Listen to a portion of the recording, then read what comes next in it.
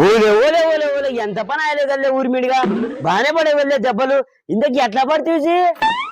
ఆ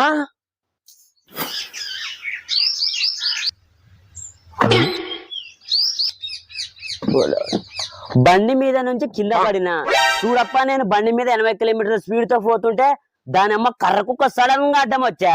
దాన్ని తప్పీనికి పోయి అట్లా రోడ్డు పక్కన ఉన్న సింతరాల కరెంట్ కమ్మాన్ని గుద్దితి దాంతో నా కాలు చెయ్యి ఇరిగింది నేను నీకు ఎంత రిమ్మలేసి అదే మాట నోటితో సొప్పచ్చగలిగావు మళ్ళీ పేపర్ మీద రాసాడు మొగోడు